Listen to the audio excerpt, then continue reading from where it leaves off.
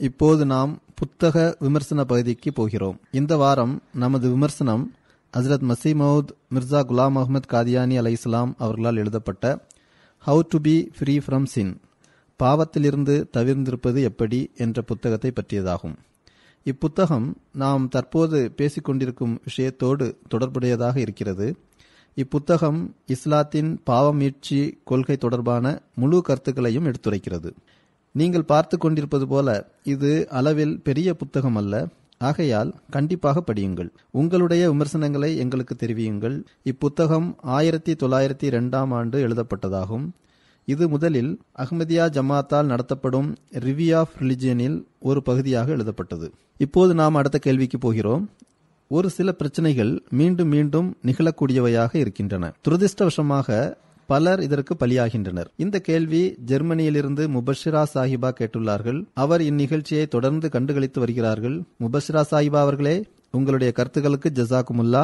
இந்த கேள்வி சிறியதுதான், ஆனால் ஆழமான அர்த்தமுடையதாக இருக்கிறது.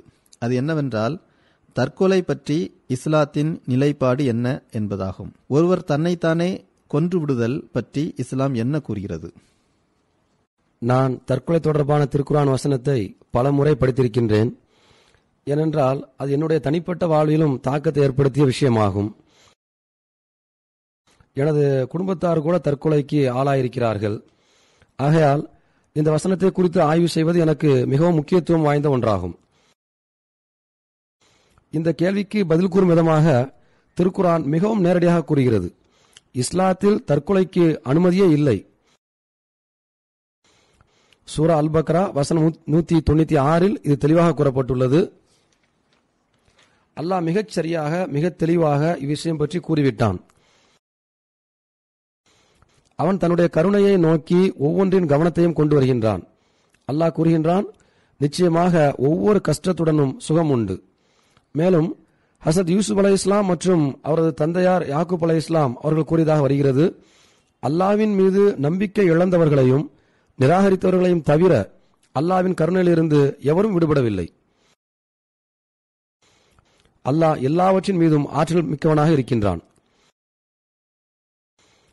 ஆகையால் முதல் விஷயம், தற்கொலை இஸ்லாத்தில் அனுமதிக்கப்படவே இல்லை, மாறாக கண்டிக்கப்படுகிறது. அல்லாஹ் உங்களுக்கு நல்ல வாழ்வை வழங்கியுள்ளான். அதை கொண்டு இறை பண்புகளை நீங்கள் உங்களிடையே உருவாக்கிக் கொள்ள வேண்டும். தற்கொலை செய்து கொள்ளக்கூடாது என்ற கட்டளையை அல்லாஹ் பிறப்பிப்பதில் ஒரு ஞானம் இருக்கிறது. அது என்னவென்றால், அவன் உங்களுக்கு ஏராளமான அற்கொடைகளை வழங்கியுள்ளான். அவனுடைய கருணை மன்னிப்பின் கதவுகள் எப்போதும் திறந்தே இருக்கின்றன. உங்களுக்காக, உங்களுடைய நன்மைக்காக அன்றி இந்த பூமியிலோ வானத்திலோ எதுவும் இல்லை. அல்லாஹ் இவ்வாறு படைக்க காரணம், அப்போதுதான் நீங்கள் உங்களை இவ்வுலகை விட்டும் விடுவித்துக் கொள்ள மாட்டீர்கள். மாறாக நீங்கள் படைப்பினங்களை உங்களுடைய நலனுக்காக பயன்படுத்தி வாழ்வில் ஓடிக்கொண்டிருப்பீர்கள். திருக்குர்ஆனில் இந்த கட்டளை முக்கியமான 2 பகுதிகளுக்கு இடையில் கூறப்பட்டுள்ளது. சரியாக சொல்ல வேண்டுமென்றால், இந்த வசனம் ஜிஹாத் பற்றி சொல்லப்பட்டதற்கு அடுத்தபடியாக வருகிறது. ஆகையால் இந்த கட்டளை, அதாவது உங்களை நீங்களே கொல்லக்கூடாது என்ற இந்த கட்டளை, மக்கள் இப்போது பொதுவாக பேசிக் கொண்டிருக்கும் அல்லாஹ்வின் பெயரால் போர் செய்தல் அல்லது மார்க்க போர் என்றெல்லாம் கூறும் ஜிஹாத் வசனத்துக்கு அடுத்தபடியாக கூறப்பட்டுள்ளது. மிகப்பெரிய ஜிஹாதாகிய ஜிஹாதே அக்பர் என்பதை குறித்து ஹசரத் நபிகள் நாயம் ஸல்லல்லாஹு அலைஹி வஸல்லம் அவர்கள் குறிப்பிட்டுள்ளார்கள். அது வெளியே சென்று போர் புரிவது கிடையாது, மாறாக போரை முடித்து வீட்டிற்கு திரும்பி மனைவி மக்களுடன் இருத்தல், குழந்தைகளை வளர்த்தல், வேலைகள் செய்தல் ஆகியவற்றையே குறிக்கிறது. அவர்கள் கூறுகின்றார்கள், நாம் சிறிய ஜிஹாதிலிருந்து பெரிய ஜிஹாதுக்கு திரும்புகிறோம். திருக்குர்ஆனில் கூட அல்லாஹ்வுக்காக போர் புரியும் விஷயம் தொடர்பாக பேசப்படுவதில் இருந்தும் மாறி தற்கொலை செய்து கொள்ளாதீர்கள் என்ற வசனம் வருகிறது. இது நமக்கு ஆச்சரியம் அளிக்கிறது. ஏனென்றால் அந்த சமயம் எதிரிகள் மக்களை கொல்ல நினைத்தனர். மக்கள் தமது மார்க்கத்தை சமாதானத்துடன் பின்பற்ற நினைத்தனர். இறுதியாக மக்கள் தம்மை காப்பாற்றிக் கொள்வதற்காக போர் புரிய முற்பட்டனர். மக்கள் தமது வீட்டை, பெற்றோரை, குழந்தைகளை காப்பாற்றுவதற்காக, பெண் மக்களை காப்பாற்றுவதற்காக போர் புரிந்தனர்.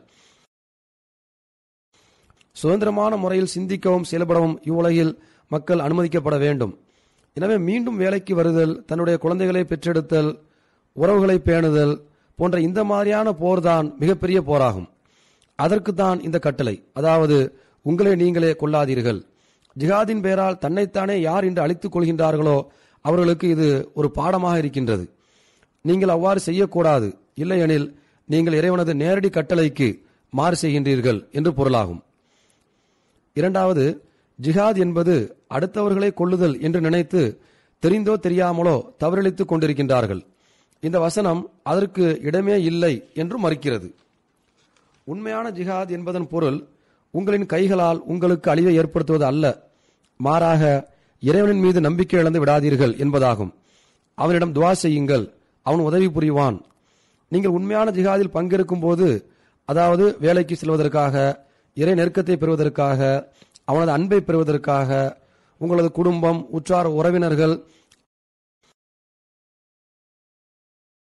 போன்றவர்களை கவனித்துக் கொள்வதற்காக போன்ற தருணங்களில் துவா செய்யுங்கள். இதுதான் உண்மையான ஜிஹாதாகும். ஜசாக்குமுல்லா ஹம்சா சாஹிப், எல்லா விதத்திலும் தெளிவான முறையில் பதில் கூறினீர்கள். சிலர் தங்கள் இஷ்டப்படி வாழ்வை அளிக்க நினைக்கிறார்கள், அதன் அடிப்படையில் தற்கொலை செய்து கொள்கிறார்கள். நீங்கள் மற்றொரு கோணத்திலும் பதில் கூறினீர்கள். தற்கொலை படை என்பது சில சமயம் துரதிருஷ்டவசமாக இஸ்லாத்தோடு தொடர்புபடுத்தி பேசப்படுகிறது. ஆனால் அதற்கும் இஸ்லாத்திற்கோ இஸ்லாமிய நடைமுறைகளுக்கோ எந்த தொடர்பும் இல்லை. ஏனென்றால் இஸ்லாம் என்பது அடிப்படையில் தற்கொலையை தடுக்கிறது. எப்படி இருந்த போதிலும் தற்கொலை என்பதற்கு எந்த விளக்கம் கொடுத்தாலும் அது தவறாகும். தற்கொலை என்பது எவ்வகையிலும் அனுமதிக்கப்பட்ட ஒன்றல்ல. ஜசாக்குமுல்லா ஹம்சா சாஹிப், ஜசாக்குமுல்லா முபஷிரா சாஹிபா, தங்களுடைய கேள்விக்கு நாங்கள் பதிலளித்துள்ளோம் என்று நம்புகிறோம்.